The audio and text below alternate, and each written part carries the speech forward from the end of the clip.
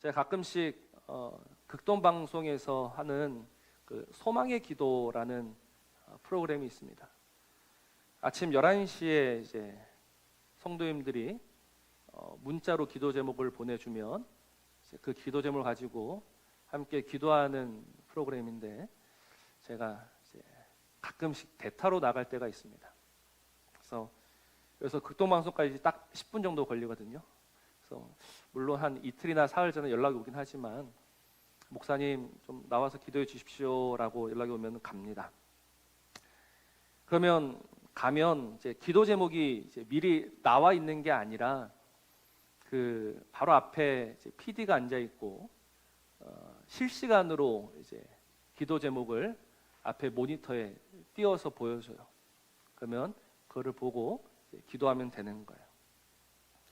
근데 갈 때마다 갑자기 눈앞에 그 기도 제목을 보면서 기도가 막히는 순간들이, 그냥 헉이라는 소리가 물론 방송에는 나가지 않지만 정말 이 마음속으로 이건 뭐지? 라는 기도 제목을 받을 때가 있습니다. 이번 주에도 한번 다녀왔었는데 이 기도 제목을 보는 순간 말문이 막히더라고요. 어떤 성도가 이제 출산을 하고 이제 그 아이와 함께 행복한 시간을 지내야 되는데, 갑자기 알 수 없는 이유로 긴급 상황, 위급 상황이 되었고 결국 내사 상태에 빠지고 말았습니다. 기도해 주십시오. 이게 기도 제목이었어요.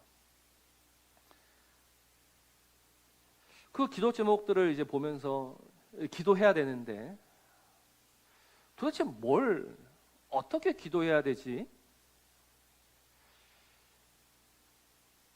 진짜 기도가 막히더라고요. 또 하나님의 그 긍휼을 구하면서 기도했습니다. 근데 여전히 물음표예요. 도대체 무슨 이유일까? 왜 그런 일이 있어야 할까? 사실 우리 인생에는요, 이런 물음표가 생기는 시간들이 참 많습니다. 그렇지 않습니까? 이건 뭐지 싶은 순간들이 꼭 찾아와요. 근데 답을 찾으려고 해도 찾을 수 없는, 그러니까 하나님을 모르고 하나님을 믿지 않는 사람들은 그냥 툴툴 털어버리면 됩니다. 운이 없었던 거야, 재수가 없었어, 아니면 이런저런 이유를 만듭니다. 근데 우리는 그 물음표에 대한 답은 알고 있죠. 우연도 아니고 운이 나빴던 것도 아니고 그 모든 일이 하나님으로 말미암은 것이다라는 분명한 답은 알고 있어요. 하나님께서 이 인생을 사랑하시고 인생을 돌보셔서 하나님께서 허락하신 일이라는 고백은 합니다. 근데 우리는 여기에서 한 걸음 더 나아갈 수 있어야 돼요. 한 걸음 더 나아가는 것이 무엇이냐면, 그런 일들을 하나님이 우리에게 주신 선물로 받아들이는 것. 뭐로 받아들인다고요? 선물로 받아들이는 것. 그게 참 어려운 거예요. 오늘 32절 말씀, 자기 아들을 아끼지 아니하시고 우리 모든 사람을 위하여 내주시니까 어찌 그 아들과 함께 모든 것을 우리에게 주시지 아니하겠느냐. 이거는 우리가 지금 개역 개정을 보고 있습니다. 근데 이전 성경인 개역 성경을 보면 다 똑같은데 단어 하나가 더 들어가 있어요. 어찌 그 아들과 함께 모든 것을 우리에게 은사로 주시지 아니하겠느냐라고 합니다. 은사라는 단어, 선물이거든요. 선물이라는 단어가 들어가 있어요. 근데 이제 개역 개정은 이 선물이라는 단어를 쏙 빼버린 거예요. 근데 사실 여기에는요, 이 선물, 은사라는 말이 들어가는 게 맞아요. 왜냐하면 이 주다라고 할 때 헬라어로 카라조마이라는 동사가 쓰였기 때문에 그렇습니다.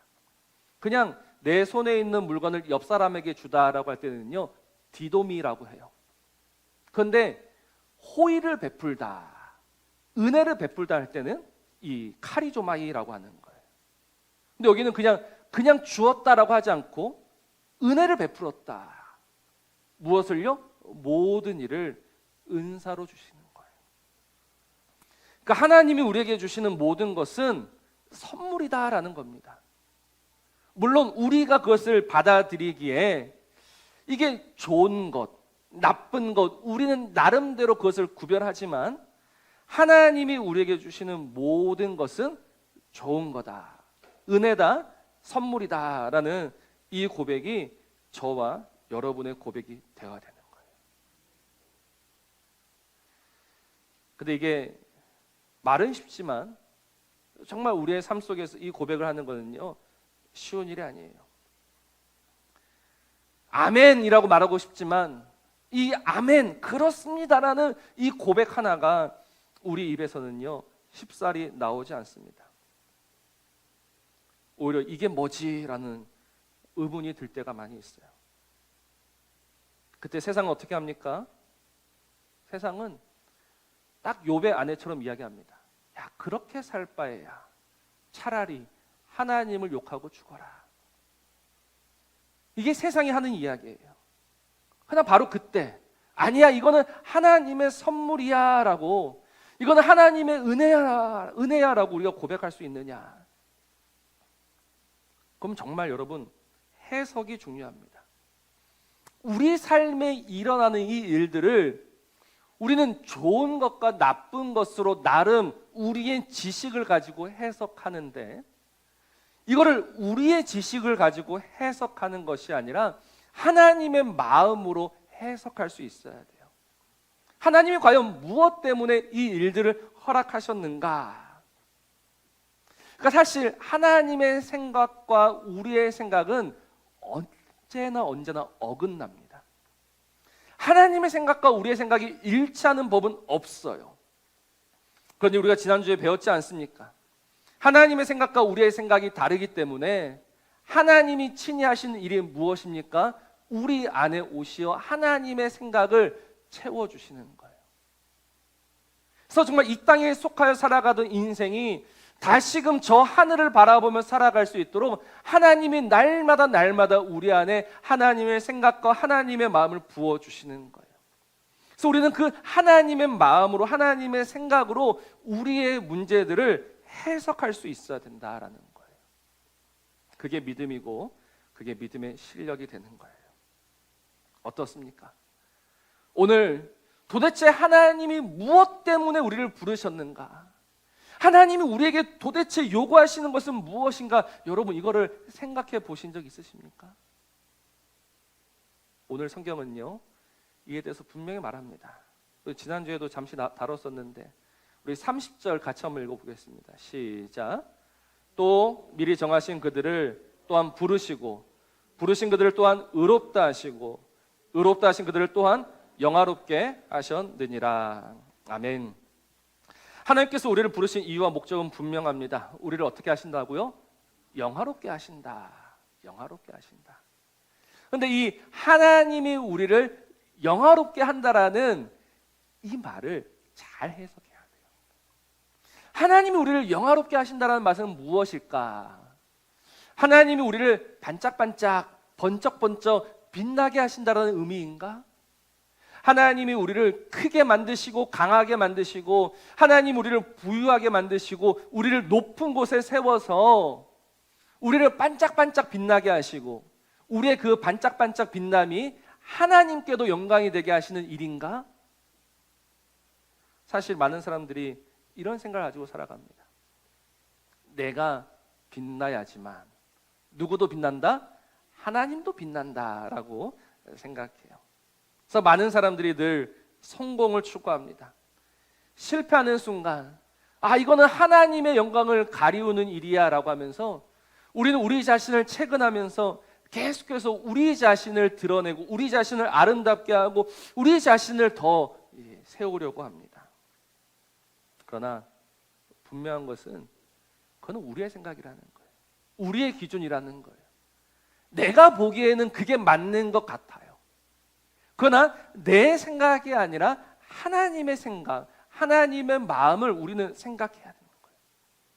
도대체 우리를 정하시고 우리를 부르시어 우리를 의롭다 하시고 우리를 영화롭게 하시는데 과연 하나님은 우리를 어떻게 영화롭게 하시는 일까? 이 독사조, 영화롭게 하다란 말이거든요. 이 말은 최고의 가치를 드러내다입니다. 뭘 드러낸다고요? 최고의 가치를 드러내는 거예요. 그러니까 오늘 우리를 최고의 가치로 만드시는 건 분명해요.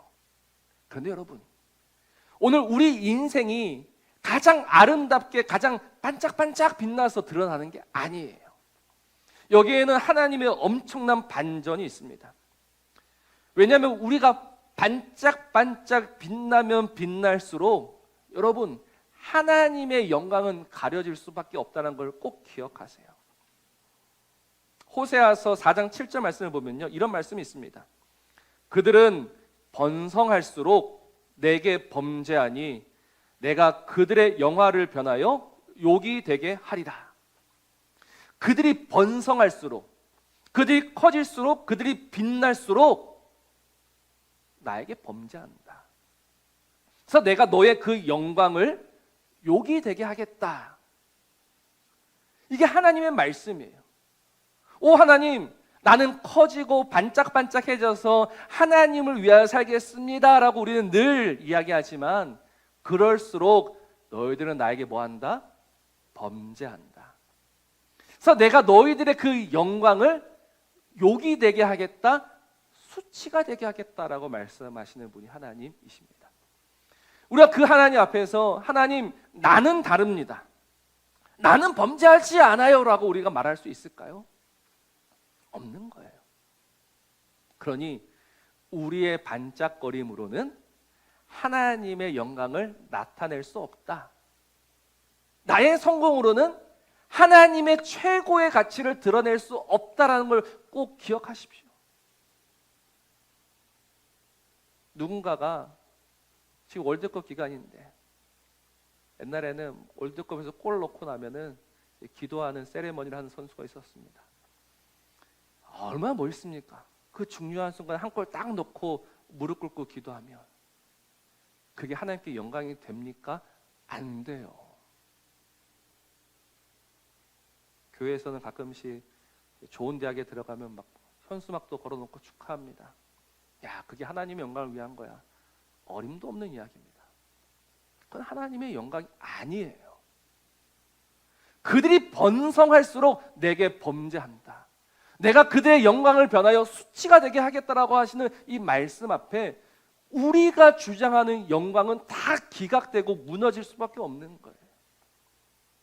그럼 도대체 하나님 우리를 영화롭게 하신다라고 했는데 어떻게 그 최고의 가치를 드러내시는가? 정말 중요한 말씀이 고린도후서 4장 말씀입니다. 한번 찾아봅시다. 고린도후서 4장 6절에서부터 7절 말씀입니다. 고린도후서 4장 6절에서 7절 말씀 찾으셨나요? 우리 같이 한번 읽어볼까요? 시작. 어두운 데에 빛이 빛이라 말씀하셨던 그 하나님께서 예수 그리스도의 얼굴에 있는 하나님의 영광을 아는 빛을 우리 마음에 비추셨느니라.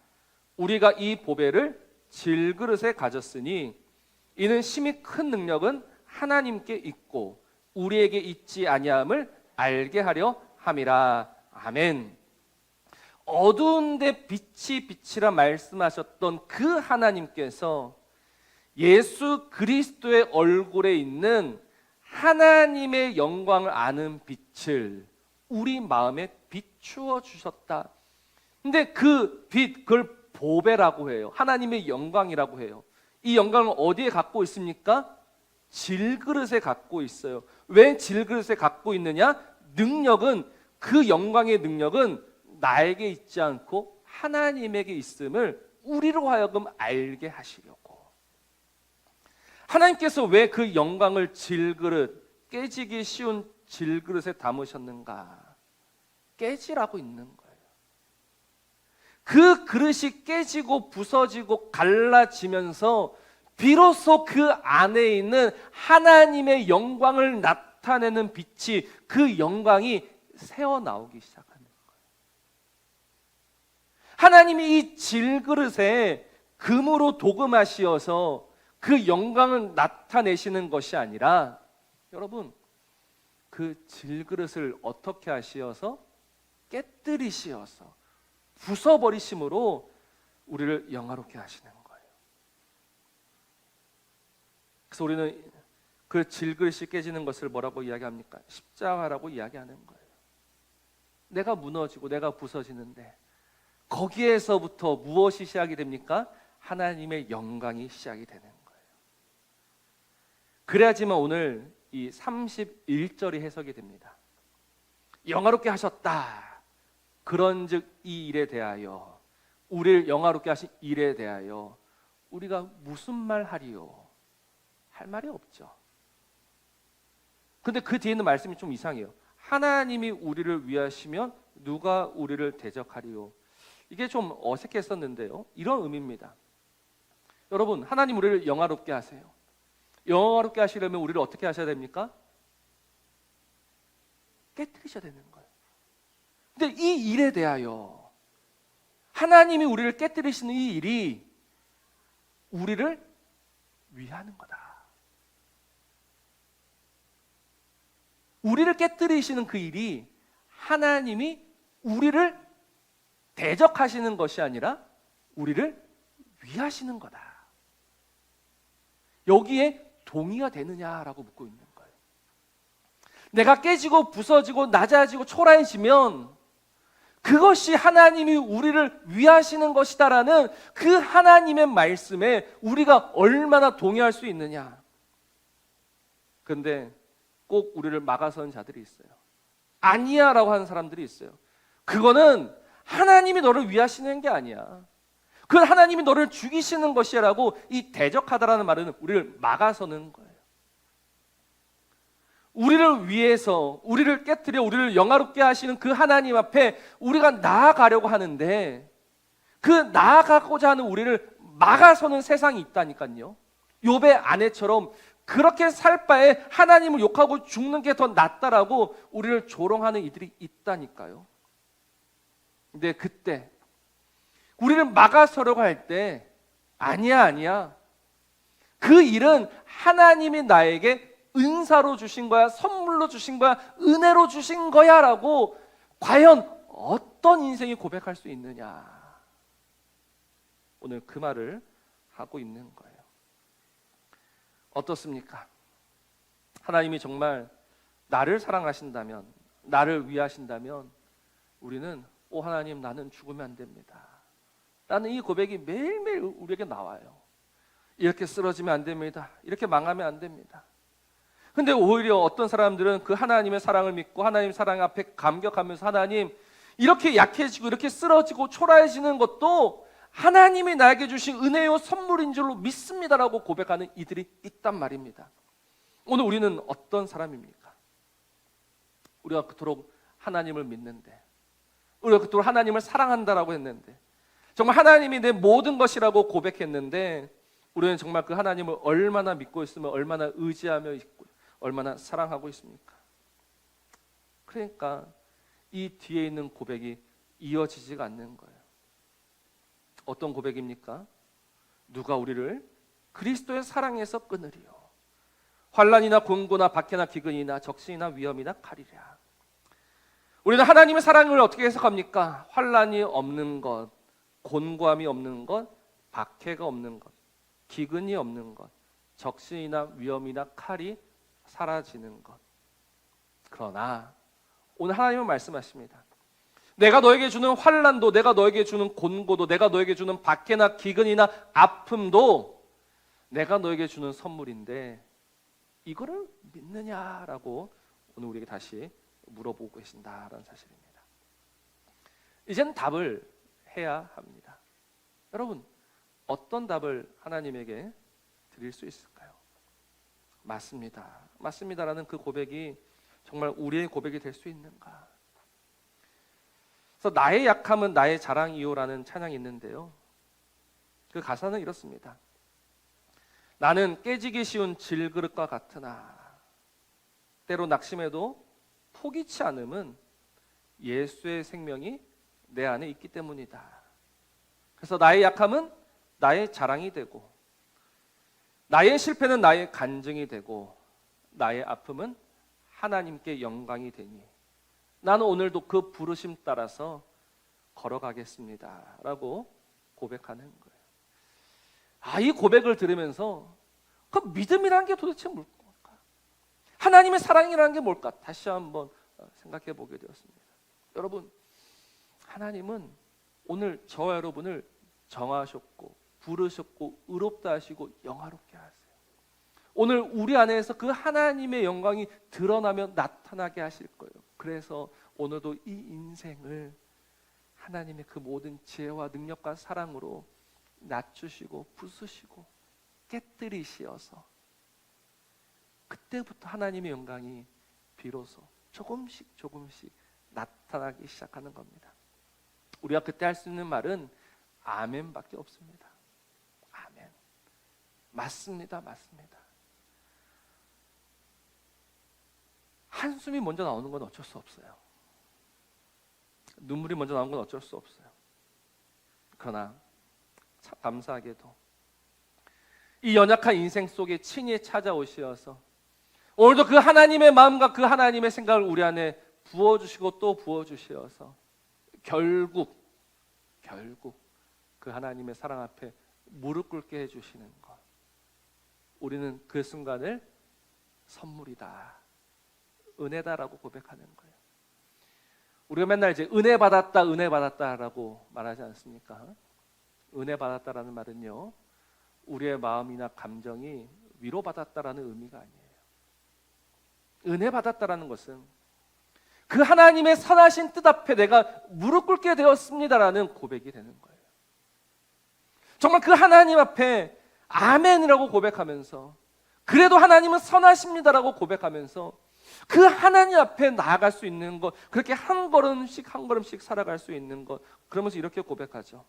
내가 확신하노니 사망이나 생명이나 천사들이나 권세자들이나 현재일이나 장래일이나 능력이나 높음이나 깊음이나 다른 어떤 피조물이라도 우리를 우리 주 그리스도 예수 안에 있는 그 하나님의 사랑, 나를 반드시 영화롭게 하시는, 오늘 이 아무것도 아닌 인생 가운데 찾아오시어서 하나님의 그 영광을 나타내는 그 하나님의 도구가 되게 하시는 질그릇으로 사용해 주시는 그 사랑에서 끊을 수 없다.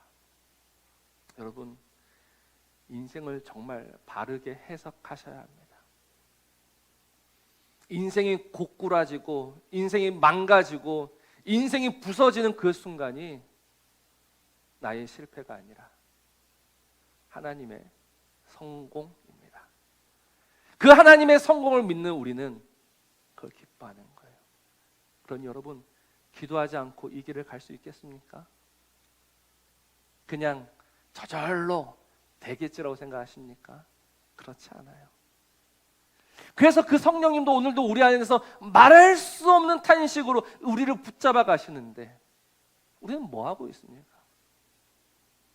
우리가 여전히 제자리 걸음하고 있는 이유는 여전히 내 생각과 내 고집에 사로잡혀서 조금도 물러서지 않으려 하기 때문에 그런 거예요. 이거 해주셔야 돼요. 이거 안 해주시면 안 돼요. 이거 안 해주시면 하나님의 영광 그런 건 없어요라고 고집 피우고 땡깡 피우는 인생들. 그러나 우리의 고집 앞에 우리 하나님은 조금도 물러서지 않으십니다. 왜냐하면 우리 인생을 위하시고 우리 인생을 사랑하시는 분은 하나님이시기에 그 하나님이 언제나 옳은 겁니다. 그 하나님 앞에 아멘 하면서 온전히 무릎 꿇게 되는 그 하나님의 선하심을 고백하며 그 하나님의 영광을 나타내는 도구로 그렇게 살아가는 우리 모든 성도님들 되시기를 주의 이름으로 축복합니다.